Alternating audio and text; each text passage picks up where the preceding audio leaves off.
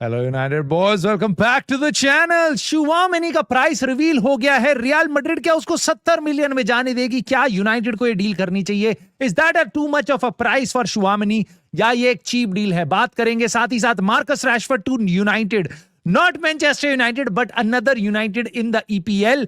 उसके अलावा डमफ्रीज वापस लिंक हो रहा है यूनाइटेड के साथ। मिडफील्ड के यूनाइटेड के ऑप्शंस की बहुत लंबी लिस्ट आ गई है, उसके बारे में बात करनी है तुम्हारे से। और कितनी साइनिंग्स करने वाली है यूनाइटेड इस समर ओवरहॉल में चैंपियंस लीग के साथ। और आर्सेनल, सिटी और यूनाइटेड, इनमें एक्चुअल में क्या डिफरेंस है तुम्हें डेटा के साथ दिखाऊंगा मैं। और इसका मतलब कुछ एज से है। सो इनियोस की स्ट्रैटेजी पे भी एक सवाल है जिसको तुम्हारे से डिस्कस करना है। सो काफी कुछ होगा इस वीडियो में बात करने को। आई होप आपको पसंद आएगी तो प्लीज लाइक, सब्सक्राइब और हाइप करके इस चैनल को जरूर सपोर्ट कर देना। और कॉमेंट करके अपने थॉट्स जरूर बताने मेरे दोस्तों, क्योंकि हो। Oh my God, he is gone. Oh my God, he is gone. कोई बात नहीं, दिख रहा था, ऐसा लग रहा था हो जाएगा। कुछ सैकिंग्स के बाद दुख नहीं होता, ये उनमें से एक, ये उनमें से कोई मेरे को इस पे वो नहीं है। ओ माय गॉड, उसको कम टाइम दिया, ये कोई इमोशन नहीं है इसके साथ। ठीक है, इसके साथ कुछ भी नहीं है क्योंकि कुछ था ही नहीं।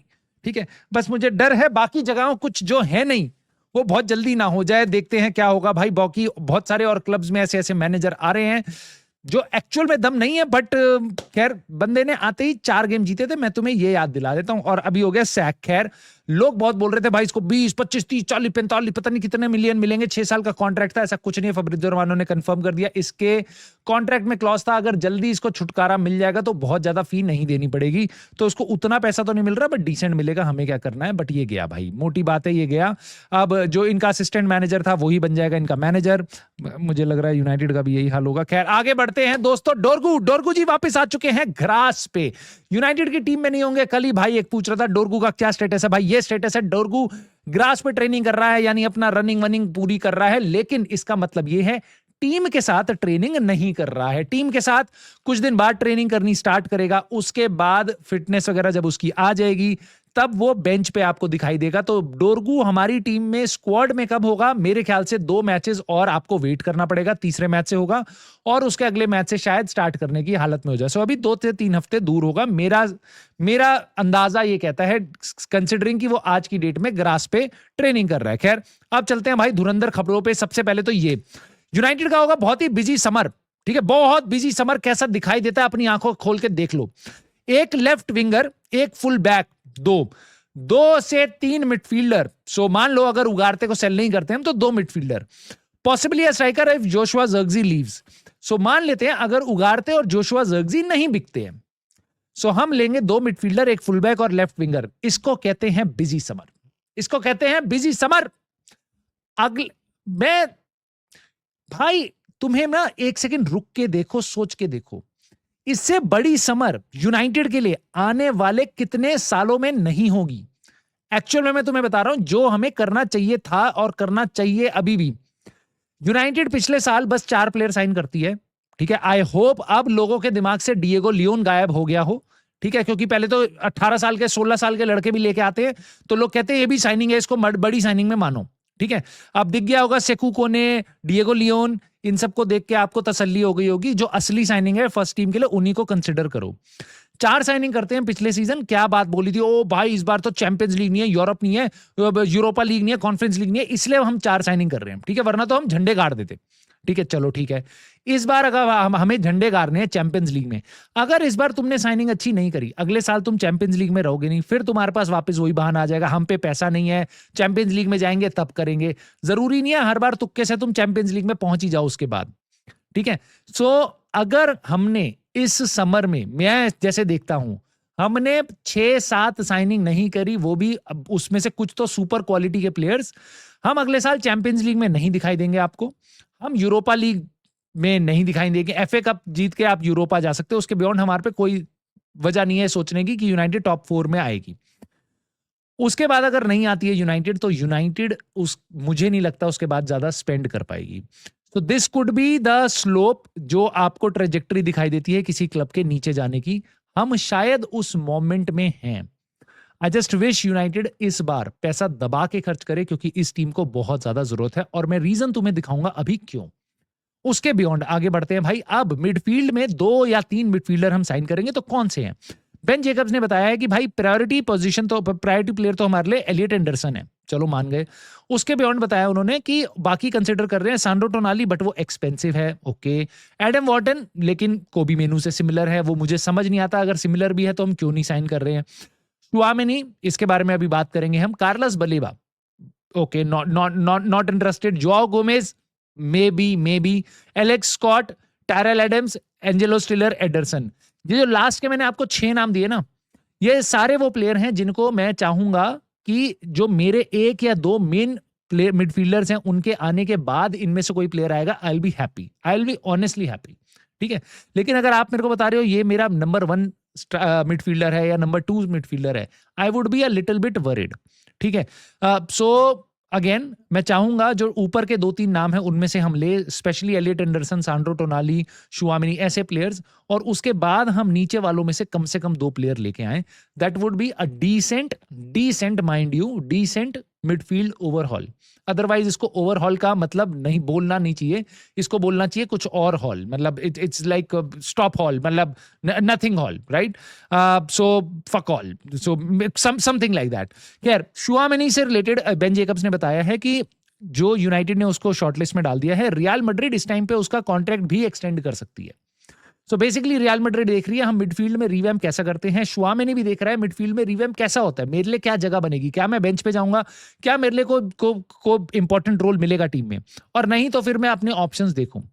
तो इस टाइम पे रियल मैड्रिड और चुआमेनी के बीच में वेटिंग गेम चल रहा है, दोनों के दोनों अपने ऑप्शंस एसेस कर रहे हैं, और रियल मैड्रिड पे ऑलरेडी काफी कुछ है अपनी टीम को रिवैम्प करने के लिए, जिसको मेरे को भरोसा है वो कर भी लेंगे, ठीक है। सो चुआमेनी किस साइड जाएगा अभी पता नहीं है, बट जो नंबर आया है सामने, बेन जेकब्स ने बताया है रियल मैड्रिड उसको 70 मिलियन से भी ऊपर में बेसिकली रेट करती है।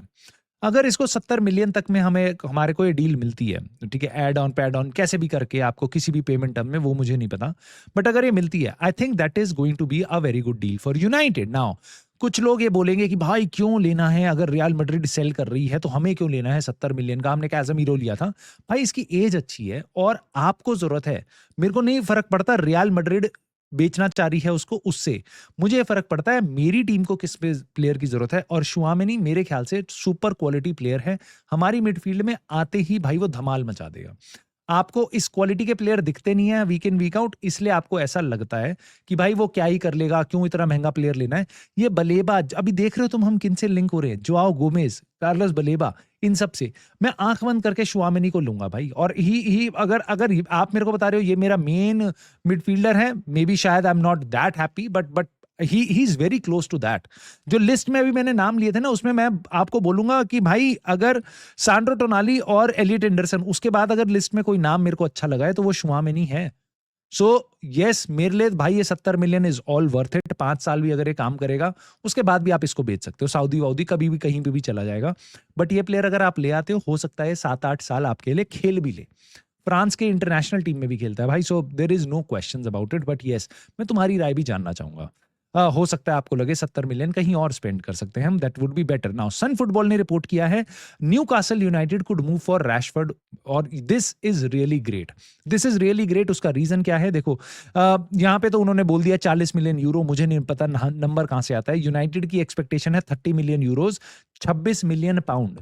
40 मिलियन यूरो का टैग कहां से आ गया वो मुझे नहीं पता, बट मोटी बात यह उन्होंने बताया है कि न्यूकासल देख सकती है। और क्यों देखेगी, क्योंकि न्यूकासल को भी कोई ना कोई प्लेयर अपना सेल करना पड़ेगा फाइनेंसिस के कारण। It could be Anthony Gordon, it could be Sandro Tonali, it could be someone else, right. So in case Anthony Gordon sell किया जाता है, उस केस में वो मार्कस रैशफोर्ड के लिए जा सकते हैं। नाउ मेरे लिए ये खबर बहुत अच्छी है, मेरे को फर्क नहीं पड़ता मार्कस रैशफोर्ड कहाँ खेले, बार्सिलोना में उसको बैलन डोर मिले या न्यूकासल में जाके वो बेंच पे जाए या फर्स्ट टीम में आग लगा दे, डजंट मैटर। प्लेयर हमारा था, बहुत अच्छी, बेस्ट विशेस टू हिम, जहां पे भी जाए अच्छा करे। न्यूकासल किसको साइन करे उससे भी मैटर नहीं करता, मैटर करता है कि हमारे लिए खबर बहुत अच्छी है। क्यों? क्योंकि अब मान लो बार्सिलोना नहीं भी इसको साइन करने का सोच रही है, वो सोच रही है भाई खेलते हैं यूनाइटेड के साथ, इनको बोलते हैं हम कर नहीं रहे, हाँ हम कर नहीं रहे डील, हम डील हाँ नहीं कर पाएंगे, नहीं कर पाएंगे, अपने आप वो लोन पे दे देंगे 1 साल के, और या प्राइस कम कर देंगे, ठीक है। अब जब आपके पास रूमर्स ऐसे आ रहे हैं कि न्यूकासल इंटरेस्टेड है, एस्टन विला इंटरेस्टेड है, और उधर से बायर लेवरक्यूजन इंटरेस्टेड, समवन एल्स यार, कोई भी इंटरेस्टेड है, ठीक है, तो बार्सिलोना वुड बी थिंकिंग कि भाई यूनाइटेड का बेसिकली जो नेगोशिएशन में पड़ रहा है वो भारी हो जाता है, which is good for us. So I like this news, I really like this news, and हमारे लिए हमेशा प्रॉफिटेबल होगा कि हमारे प्लेयर के लिए मल्टीपल क्लब्स बेसिकली देखना चाह रहे हैं। नाउ डेंजल डम्फ्रीज, इसके साथ यूनाइटेड को लिंक किया गया है। Tuttosport not the most reliable, but इसके बारे में मेरे को आपसे बात करनी थी, क्योंकि मुझे पता है इस प्लेयर को बहुत सालों से यूनाइटेड फैंस ट्रैक कर रहे हैं, और यूनाइटेड फैंस कहते हैं भाई इस प्लेयर को लेके आओ। यूनाइटेड फैंस, मैं आपको एक बात बता दूं, लास्ट समर में इसका जो रिलीज क्लॉज था वो एक्टिव था 25 मिलियन यूरोस के आसपास का, अभी भी उसका 25 मिलियन यूरोस का रिलीज क्लॉज है। यूनाइटेड और एस्टन विला कह रहे हैं कि बेसिकली लिंक हो रहे हैं वो, और इस टाइम पे कोई नया रिन्यूअल उसने साइन नहीं किया इंटर मिलान के साथ। मोटी बात यह है, प्लेयर सुपर सॉलिड है, लेकिन 30 के आसपास का है। पिछले समर में भी ये सेम प्राइस पे अवेलेबल था उस सिस्टम में जहां पे विंग बैक हमारे खेलते थे, ठीक है, रूबेन एमरिम के सिस्टम में। जब यूनाइटेड तब जाके 25 मिलियन नहीं स्पेंड करती है, तुम्हें को लगता है इसको बस राइट बैक के लिए हम वो पैसा स्पेंड कर देंगे जब तुम्हारे पास मेजुराई और डिएगो डेलो दोनों के दोनों हैं? आई डोंट थिंक सो भाई, आई डोंट थिंक सो कि हम ये करने वाले हैं। वापस 29-30 साल का प्लेयर है, यूनाइटेड इसको कभी साइन नहीं करने वाली है। सो मैं आंख बंद करके आपको बहुत अच्छे तरीके से आश्वासन दे सकता हूं कि डम्फ्रीज हमारे यहाँ नहीं आ रहा। We need to move on as fans, ये प्लेयर इज गॉन नाउ। ये चीज मैं तुम्हारे से डिस्कस करना चाहता था, this is really really really very interesting. खैर, इसमें बताया गया है भाई, ग्रेडियन ने बताया है कि प्रीमियर लीग के जो स्क्वाड्स हैं उनको एज वाइज ट्रैक किया गया, और यहां पे बहुत ही इंटरेस्टिंग चीज मेरे सामने आई है जो मैंने कहा तुमसे शेयर करूंगा। ऊपर से नीचे तक जो एवरेज एज है स्क्वाड की, उसके हिसाब से टीम्स को रैंक किया गया। चेल्सी सबसे कम एज वाला ग्रुप है, 24.33 उसकी एवरेज एज है। यूनाइटेड 8वें नंबर पे आती है, 25 पॉइंट समथिंग या 26 point something, right, 26 point something. Not bad, not bad, not bad. मुझे पता है हमारी टीम में भाई कैजेमीरो, मैग्वायर, टॉम हीटन, ये सब भी जुड़े हुए हैं। सो इसके कारण ब्रूनो फर्नांडिस, इसके कारण ये एज बहुत ज्यादा शूट अप करती है, वरना हमारे प्लेयर्स काफी और यंगर वाले काफी सारे भरे हुए हैं। बट कोई दिक्कत नहीं है, this is a decent number, 7वें 8वें पे रहे इसमें, बहुत कोई दिक्कत नहीं है। कंसर्निंग ये नहीं है, कंसर्निंग अब इसमें से जब devil is in the detail, ये बात सुनिए आपने, अब यहां पे मैं आपको डिटेल दिखाता हूं। इन्होंने बाइफरकेट किया हुआ है, पहली रो में जहां पे यूथ लिखा हुआ है ग्राफ के बाद, वो नीले रंग से यूथ है, यानी कि कितने परसेंटेज टाइम आपके यूथ प्लेयर खेलते हैं। यूथ कौन है? 16 साल से लेके 23 साल की एज के प्लेयर्स। ग्रीन में दिखा रहे हैं पीक वाले प्लेयर जो पीक एज में होते हैं, 23 साल से 29 साल। येलो में दिखा रहे हैं एक्सपीरियंस प्लेयर 29 से 34 तक, और 34 से ऊपर वेटरन, लाल कलर में, ठीक है। सो यूनाइटेड में 34% टाइम यूथ को मिलता है। पूरी लीग में ब्राइटन है हमसे ज्यादा यूथ को टाइम देने वाली टीम, वरना कोई भी और नहीं है। एंड माइंड यू, मैं इसको प्राउडली नहीं बोल रहा हूं, मैं अगर यूनाइटेड टाइटल जीत रही होती ना, मैं बहुत प्राउड होता इस चीज को लेके। लेकिन जो कुत्ता घसीटी यूनाइटेड की इतने सालों से हो रही है ना, और ये बस इस साल का डेटा दिखा रहे हैं आपको, बट ये सालों से हमारा पैटर्न है, सालों से हमारा पैटर्न है। सो हम यूथ पे इतना टाइम देते हैं, हम दूसरे वर्ड्स में यूज करता हूं जो बहुत अच्छे नहीं हैं इसको डिफाइन करने के लिए, हम इनएक्सपीरियंस प्लेयर्स को, और इससे अच्छी चीज अभी मैं तुम्हें और दिखाऊंगा, इनएक्सपीरियंस प्लेयर्स को बहुत ज्यादा टाइम देते हैं अपनी फर्स्ट टीम में। This is a problem, this is another reason why United are struggling. But ये चीज यहां पे खत्म नहीं होती, हम सेकंड लोएस्ट एक्सपीरियंस, मतलब यंग प्लेयर्स को टाइम देने में सेकंड, मतलब सबसे 19वें नंबर पे, समझ रहे हो तुम, मतलब सेकंड नंबर पे है ऊपर से, which is not good according to me. खैर, हम टाइम किसको दे रहे हैं वो देखते हैं। यहां पे मैंने हाईलाइट किए हैं जो पीक एज वाले प्लेयर्स हैं उनको कितना टाइम मिलता है ऑन एन एवरेज। यूनाइटेड 8वें नंबर पे हैं, हम देते हैं 38.8, लेट्स से 39% टाइम देते हैं, हम प्लेइंग टाइम देते हैं, प्लेइंग मिनट्स देते हैं पीक एज वाले प्लेयर्स को। कंपेयर करो अब आप आर्सेनल से और सिटी से, जो डोमिनेट कर रही हैं इंग्लिश प्रीमियर लीग को। सिटी आर एट 69%, हम हैं 40 से भी नीचे। City are almost 70%, Arsenal is at 76%, 76%। 76% लेके आर्सेनल और चेल्सी बैठी है कि जो राइट एज वाले प्लेयर हैं उनको उतना गेम टाइम मिलना चाहिए। 100 मिनट में से 76 मिनट उनके सारे प्लेयर्स के अगर ऐड कर दो तो वो राइट एज वालों को मिलते हैं। हमारे यहां 38%, विच इज पथेटिक, पथेटिक। और ये चीज यहां पे खत्म अभी भी नहीं होती। ये चीज यहां पे भाई अभी भी खत्म नहीं होती, क्योंकि अब अगर आप देखोगे लास्टली जो एकदम बूढ़े प्लेयर्स हैं, जो एक्सपीरियंस प्लेयर है 29 से ऊपर वाले, यूनाइटेड 27% टाइम देती है उनको, सिटी देती है 9% और आर्सेनल देती है 14%। अगर आप यहां से पैटर्न पिक कर सकते हो तो यहां पे आप सोच के देखो, यूनाइटेड सबसे कम टाइम देती है पीक एज वाले प्लेयर्स को हमारे स्क्वाड में। आर्सेनल और सिटी हमसे ऑलमोस्ट काफी ज्यादा देती हैं, और लेकिन हमारा टाइम कहां जाता है, हम या तो बहुत ही इनएक्सपीरियंस्ड या एकदम बूढ़े प्लेयर्स को दे रहे हैं। सो ये हमारे स्क्वाड की स्क्यूनेस है। स्क्यूनेस मतलब ये इस तरीके से हमारा स्क्वाड पीछे है। और मैं ये नहीं कह रहा कि अगर तुम 4 प्लेयर अच्छे ले आओगे तो हम आर्सेनल को बीट कर देंगे, टाइटल जीत जाएंगे, सिटी को बीट कर देंगे, ऐसा नहीं है। ये एक बहुत अच्छा फैक्टर है जो दिखा रहा है कि कौन सी बड़ी टीमें किस जगह इन्वेस्ट कर रही है और हमारा ध्यान कहां है। हमारा ध्यान है प्रॉफिट निकालने में। किसी तरीके से लेनी औरो को टीम में घुसेड़ो, किसी तरीके से कोबी मेनू को खिलाओ, बस किसी भी तरीके से 18-19 साल के लड़कों को खिलाओ, चाहे वो रास्मस हॉयलैंड हो, चाहे वो बेंजामिन सेस्को।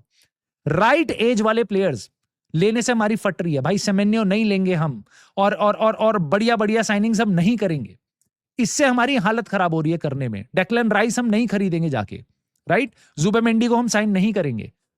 तो ये गैप है एक बहुत बड़ा। और यूनाइटेड को अगर सीरियसली इस समर ट्रांसफर विंडो में अपनी टीम को सेट करना है तो हमारे को एक्सपीरियंस्ड प्लेयर लेने पड़ेंगे। तुम प्रीमियर लीग से लो तो बहुत अच्छा है, नहीं लो तो कहीं और से जाके प्लीज इस बार 19-19, 20-20 साल की साइनिंग लाके मत आना, और उसको देख के तुम कम से कम खुश मत होना अगर इनियोस से करती भी है तो।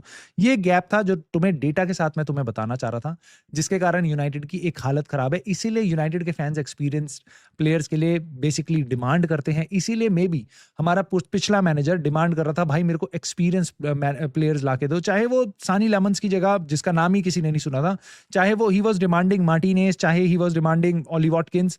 बट यू नो दैट कि हमारे मैनेजर जो भी यहाँ पे हैं, दे नीड एक्सपीरियंस्ड प्लेयर्स। अब तो हमारे पास इनएक्सपीरियंस्ड मैनेजर भी है, so we definitely need experienced players. I just hope इस समर में हम डिसअपॉइंटेड ना हो एज अ यूनाइटेड फैंस, हमें एक्सपीरियंस बढ़िया प्लेयर्स मिले। लेट मी सी क्या होता है भाई, लेट अस सी क्या होता है।